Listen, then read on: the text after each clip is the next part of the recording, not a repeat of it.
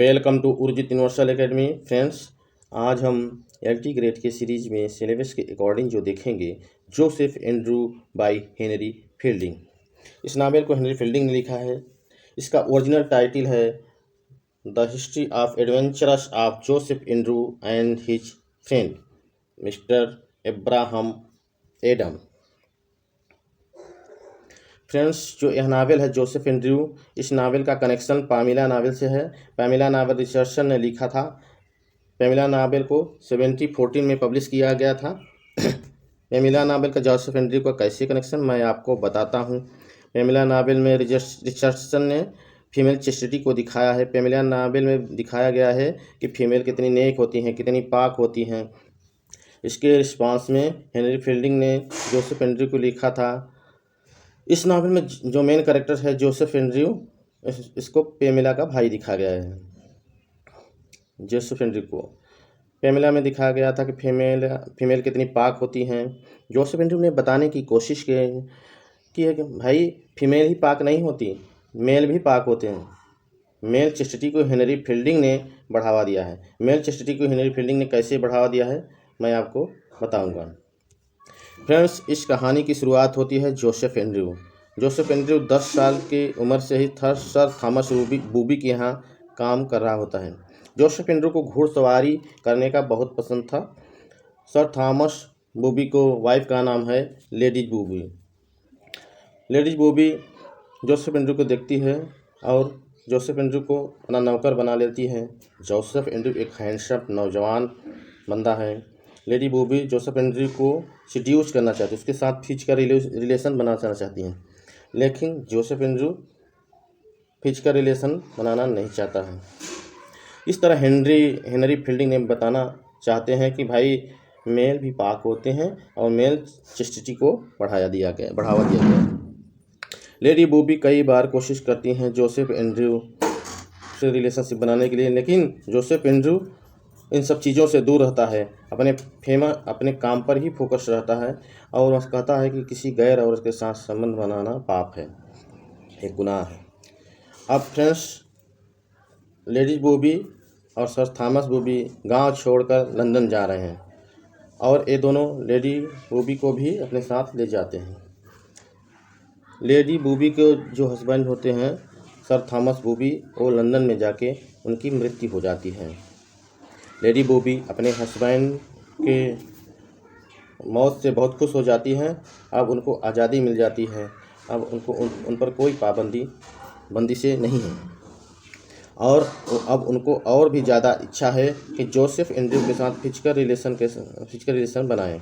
एक दिन lady booby Joseph Andrew को अपने बेडरूम में बुलाती हैं और दोबारा उसे सेड्यूस करने की कोशिश करती हैं, लेकिन जोसेफ एंड्रू उनके साथ नहीं पिघलता और वहाँ से चला जाता है। लेडी बूबी की एक और सर्वेंट थी मिसेस स्लिपस्लॉप। मिसेस स्लिपस्लॉप की जो उम्र थी ज़्यादा थी, लेकिन इसके बावजूद मिसेस स्लिपस्लॉप जोसेफ एंड्रू को सेड्यूस करना चाहती थी। ये दोनों औरतें जोसेफ एंड्रू के पीछे लग जाती हैं। फ्रेंड्स, लेडी बूबी फिर एक बार जोसेफ एंड्रू को सेड्यूस करने की कोशिश करती हैं, लेकिन जोसेफ एंड्रू इस बार भी मना कर देते हैं और लेडी बूबी इस बार बहुत गुस्सा हो जाती हैं और जो लेडी बूबी होती हैं इस बार एक कोशिश करती हैं कि और जोसेफ एंड्रू को नौकरी से निकाल देती हैं। अब फ्रेंड्स, एक कहानी शुरू होती है फैनी गुडविल। फैनी गुडविल एक गरीब किसान की लड़की है। जोसेफ एंड्रू और फैनी गुडविल दोनों एक साथ पढ़े हैं अपने गांव में और जोसेफ एंड्रू फैनी गुडविल को बहुत पसंद करता है। और फ्रेंड्स, अब एक कहानी में एक और करेक्टर और है अब्राहम एडम्स। यहाँ गांव का पादरी है और फैनी गुडविल को एडवाइस देता है कि तुम अभी अपनी शादी को पोस्टपोन कर दो और अभी अपनी ज़िंदगी में तुम दोनों सेटल हो जाओ और तब आगे इस बारे में सोचो। अब जोसेफ एंड्रू लंदन आ गया है लेडीज बूबी के साथ। अब लेडीज बूबी तो जोसेफ एंड्रू को नौकरी से निकाल दिया गया है। अब जोसेफ एंड्रू अपने गांव दोबारा आता है और फैनी गुडविल से मिलता है। रास्ते में दो बदमाश जोसेफ एंड्रू को पकड़ लेते हैं और उसको लूट लेते हैं और पकड़ कर मारते भी हैं। जोसेफ एंड्रयू को दोनों बदमाश इतना मारते हैं कि उसकी मरने जैसी हालत हो जाती है और उसे सड़क पे छोड़ देते हैं। जहाँ पे जोसेफ एंड्रयू पड़ा हुआ है वहाँ से घोड़ा गाड़ी गुजरती है। उस घोड़ा गाड़ी में अमीर लोग बैठे हुए हैं और वे लोग जोसेफ एंड्रयू की मदद नहीं करना चाहते हैं। उसी घोड़ा गाड़ी में एक लॉयर होता है। लॉयर अमीर लोगों से कहता है कि अगर ये शख्स मर गया तो हम लोगों को मुसीबत हो जाएगी। लॉयर की इस बात को सुनकर अमीर लोग अपने गाड़ी में उसको बैठा लेते हैं और एक इन में छोड़ देते हैं। इन मानी मुसाफिर खाना, जहाँ लोग टहलते हैं, आराम करते हैं। इसमें एक लड़की होती है बैटी। बैटी भी एक जोसेफ एंड्रयू के साथ फिजिकल रिलेशन बनाना चाहती हैं। फिर एक बार जोसेफ एंड्रयू मना कर देते हैं। फिर बार बार इस नावल में मेल चेस्टिटी को दिखाने की कोशिश किया गया है। गांव में जो पादरी था अब्राहम एडम, अब वो भी वहां आ जाता है जहां जोसेफ एंड्रयू ठहरा हुआ है। अब्राहम एडम अपने सरमन को पब्लिश कराने के लिए लंदन जाता है और रास्ते में एक मुसाफिर खाने में ठहर जाता है आराम करने के लिए, और वहीं पे जोसेफ एंड्रयू मिलता है। जो दोनों एक दूसरे को देखकर बहुत ही खुश होते हैं और अब्राहम एडम को ये लगता है कि जिस सरमन को पब्लिश करवाने के लिए लंदन जा रहा है वो सरमन तो फिर नहीं मिल गया। फिर एडम लंदन जाने के प्लान को कैंसिल कर देता है और जोसेफ एंड्रयू और अब्राहम एडम दोनों घर जाते हैं। दोनों घोड़ा गाड़ी में बैठते हैं। जोसेफ एंड्रयू घोड़ा गाड़ी के बाहर और एडम उसके अंदर बैठता है।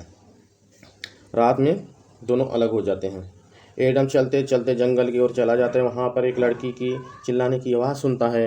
एडम देखने जाता है कि कौन लड़की चिल्ला रही है। वो जो लड़की चिल्ला रही है फ्रेंड्स, वो और कोई नहीं बल्कि फैनी गुडविल होती है। फैनी गुडविल जोसेफ एंड्रयू की महबूबा।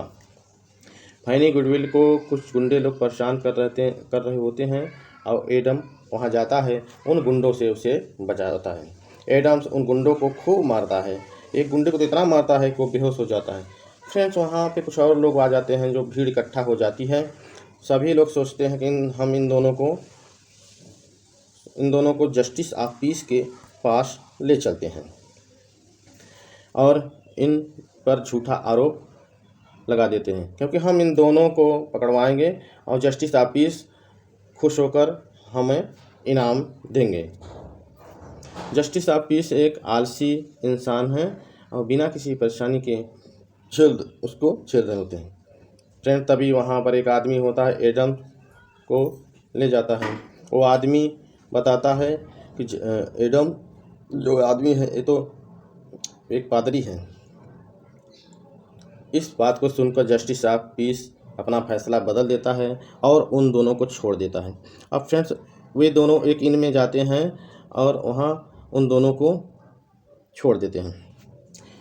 अब तीनों दोस्त एक साथ हो गए होते हैं और तीनों दोस्त एक साथ रात गुजारते हैं, और अगले दिन जब सुबह होती है तो उनके पास पैसे नहीं होते हैं उसका किराया भरने के लिए। अब फ्रेंड्स, यहाँ एक गरीब पैडलर होता है, गरीब पैडलर यानी फेरे वाला, जो घूम घूम कर सामान बेचते हैं। अब वो पैडलर इनको पैसे उधार देता है और पैडलर के दिए हुए उधार पैसों से इन पैसे को जमा करते हैं।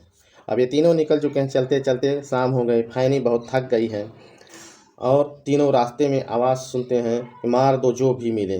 ये आवाज़ सुनकर ये तीनों घबरा जाते हैं और पास के ही एक घर में चले जाते हैं। वो घर होता है मिस्टर विल्सन का।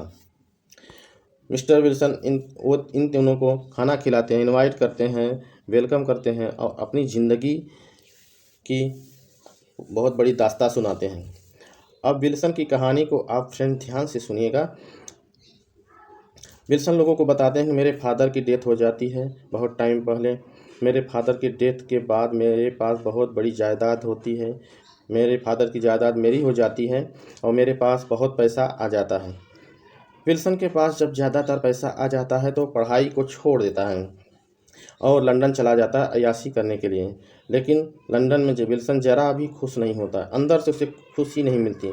बहुत जल्दी उसका सारा पैसा ख़त्म हो जाता है और विल्सन कर्जे में आ जाता है। विल्सन को के पास जो थोड़े पैसे बचे होते हैं, उन पैसों से विल्सन लॉटरी की टिकट खरीद लेता है। लेकिन फिर विल्सन को लगता है लॉटरी की टिकट खरीद कर पैसे को बर्बाद कर रहा है। फिर विल्सन उस लॉटरी के टिकट को भी बेच देता है और टिकट के बेचे हुए पैसे से वो खाना खरीद कर खाता है। फ्रेंड्स, भारी कर्जे की वजह से विल्सन को जेल हो जाता है। जब जेल में विल्सन होता है तो चोर टिकट उसे पता होता है कि चोर टिकट उसने खरीदा था। जो चोर टिकट खरीदा था वह उसने बेच दिया है और वह टिकट लग गया है। उस टिकट से लॉटरी उसने जीत ली है। विल्सन को बहुत दुख होता है जानकर।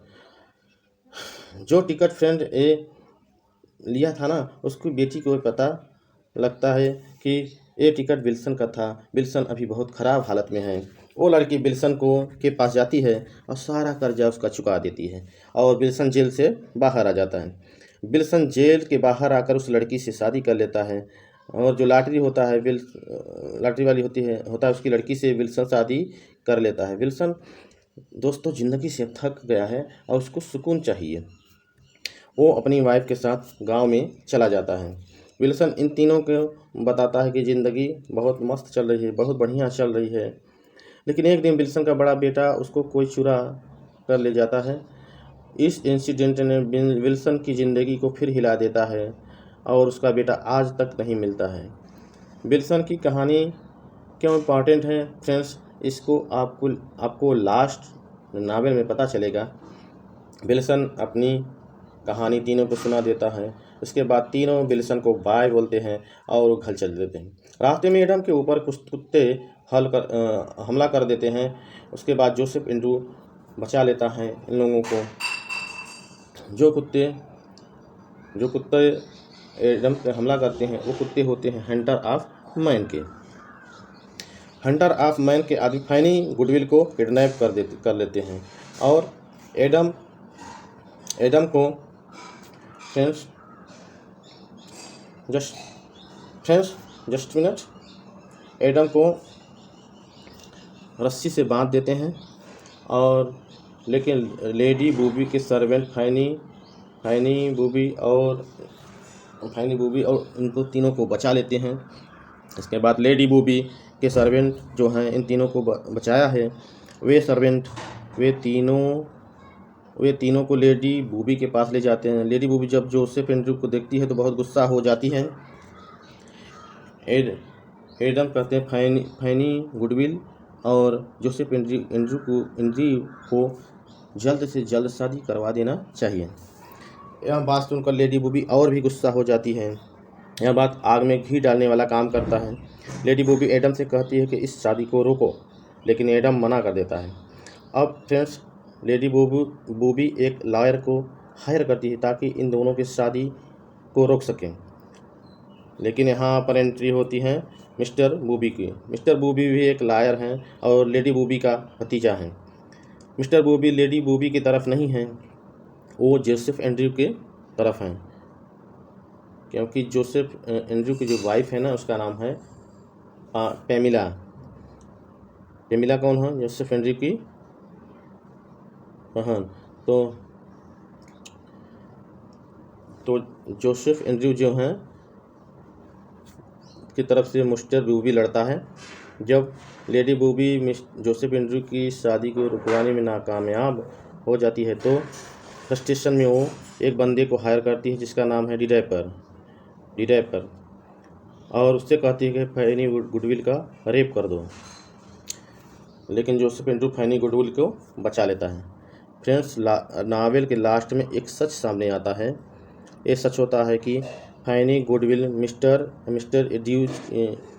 एंड्रूज की बीवी हैं, यानी जोसेफ एंड्रू की बहन है। यह बात सुनकर वो बहुत खुश हो जाती है। अगर फैनी गुडविल जोसेफ एंड्रू की वाकई बहन है तो ये शादी नहीं हो सकती है। अब मिस्टर और मिसेस एंड्रू को बुलाया जाता है और दोनों फैनी को पहचान लेते हैं और कन्फर्म कर देते हैं कि ये हमारी ही बेटी है और सालों पहले हमसे खो गई थी। इस सच के साथ एक सच और सामने आता है। मिस्टर और मिसेस की बेटी फैनी तो है, लेकिन जोसेफ एंड्रयू मिस्टर और मिसेस एंड्रयू का बेटा नहीं है। जोसेफ एंड्रयू को विल्सन का बेटा बताया जा रहा है।